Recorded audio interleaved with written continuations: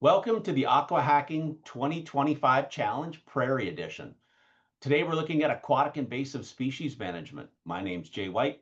I'm from Spencer Environmental and I'm a water issue leader.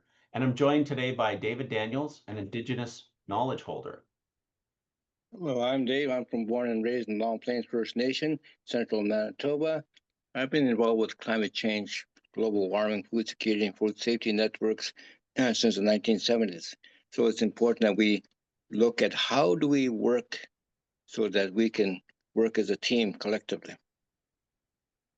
And I'm a professional biologist practicing out of Edmonton, but I've worked across the prairies for all of my career, the past 25 years. And even prior to that, when I was an undergraduate student at the University of Western Ontario, all of my grad student friends were studying zebra mussels, this brand new pesky aquatic invasive species.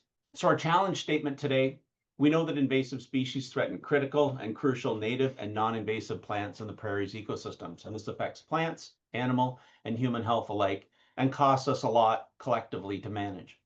But there are opportunities for innovation.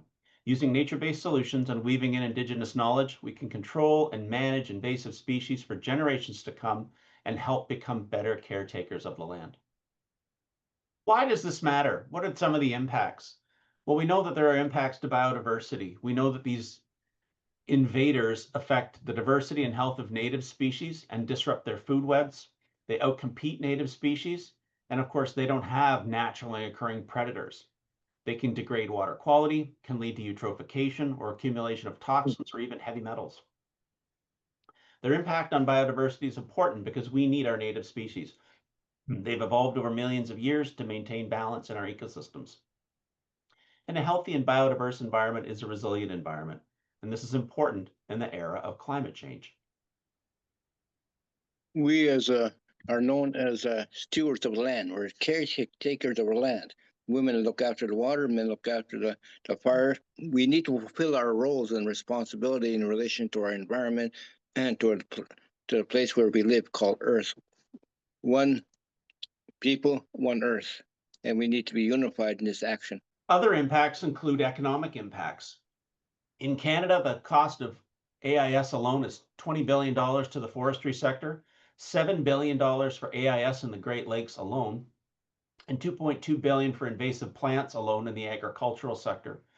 10 invasive species in Canada, measuring their impact on fisheries, agriculture, and forestry, costs us $187 million per year. And of course, AIS can cause serious damage to infrastructure like canals and pipes. And when you get things like invasive mussels in, clogging in intakes, it'll take a system out of production for a long time to get those cleaned. If the invasive species were not present, then that money could have been used for other adventures, such as protecting our environment. And I think we need to reconsider how we manage it, how do we prevent it, and how do we eradicate, if we can, these invasive species. Other impacts include to genetics or even the evolution of species. Some aquatic invasive species can hybridize with native species. And in Alberta, we have native cutthroat trout, we have west slope, we have native Athabasca rainbow, and we have native west slope cutthroat trout. And where we have introduced rainbow trout from elsewhere, introduced with cutthroat trout, they will hybridize and create sterile offspring. And of course, you lose that unique genetic lineages of your Western cutthroat trout. Also, with selective pressures, AIS can exert new pressures on native species, forcing either rapid adaptation, and if they can't adapt, could lead to local extinctions. And we need to preserve what was here in a pristine environment before the invasive species arrived. But now that they're here, how do we look at strengthening our native species while minimizing the invasive species by looking at their weaknesses, and how do we defeat that invasive species? So Alberta currently has 52 species that are actually banned from being brought into Alberta. And if they are brought in, they have to be dead. Some of these need to be dead and eviscerated.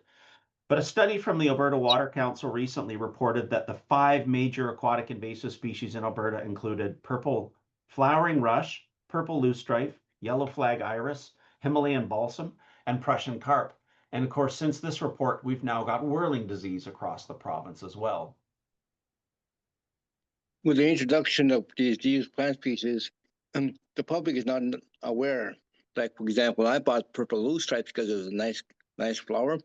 And lo and behold, I planted it in my yard, and the city of Brandon came in and eradicated and pulled all my plants off because I didn't realize it was an invasive species. So we need to have some public awareness.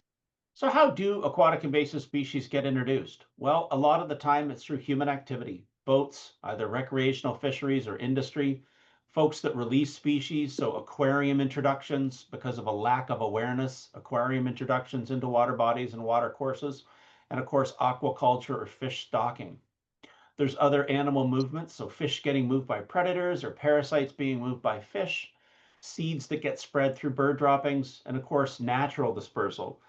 Water, currents, wind, birds, animals can all spread aquatic invasive species.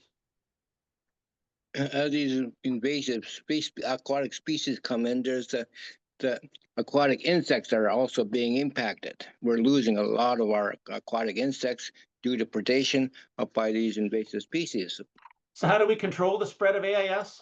We have nature-based solutions that focus on strengthening native ecosystems to become more resilient or introducing naturally occurring predators to that particular invasive species. And we are seeing that with invasive Phragmites in Southern Ontario. There are physical interventions actually pulling the plants, which is time consuming, expensive, laborious. We have chemical interventions, which could have off-target effects. We controlled AIS food and mineral sources, so reducing the calcium in water so that mussels, the zebra mussels and quagga mussels can't build their shells. Of course, this can be costly and complicated. And again, all of controlling the spread of AIS is costly, and there are not many success stories. As we look at our environment as invasive species, some of them are actually helpful, and a lot of them are more likely to be harmful to the environment, to our health, and to the whole ecosystem. So what are some of the key takeaways from our talk? Well, prevention is cheaper than control. Early detection and rapid response is a far more cost-effective approach than trying to manage a population that's become established. So we hope that some of you take that up as part of your challenge. We need healthy ecosystems to become more resilient to climate change. We know that AIS are a threat to the biodiversity of our native ecosystems. They're expensive and they're time consuming to manage. And we're looking forward to seeing what sort of solutions you can bring as part of this aqua hacking challenge. There is a greater need for public education of the invasive species versus our natural species. We can do a lot more advertising and make the public aware that everybody is responsible and accountable for the actions that they take. If we are to maintain our existing natural diversity that existed here for many millions of years, then we have to do something to prevent more invasive species from around the world from damaging this place called Canada or Turtle Island. So on behalf of the Aqua Hacking 2025 Challenge on aquatic invasive species in the prairies, I want to ask you, what can you do to implement sustainable long-term management that restores human relationship to nature and ensures ecosystem resiliency for generations to come? And there's nothing wrong in going to hug a nice tree. You can lean on it because it's been here for many thousands of years, millions of years. It's evolved and to sustain this environment. We as human beings breathe in oxygen, we exhale carbon dioxide. The trees, the plants take in carbon dioxide and give us oxygen in return. It's a reciprocal relationship that we don't always understand and we take for granted.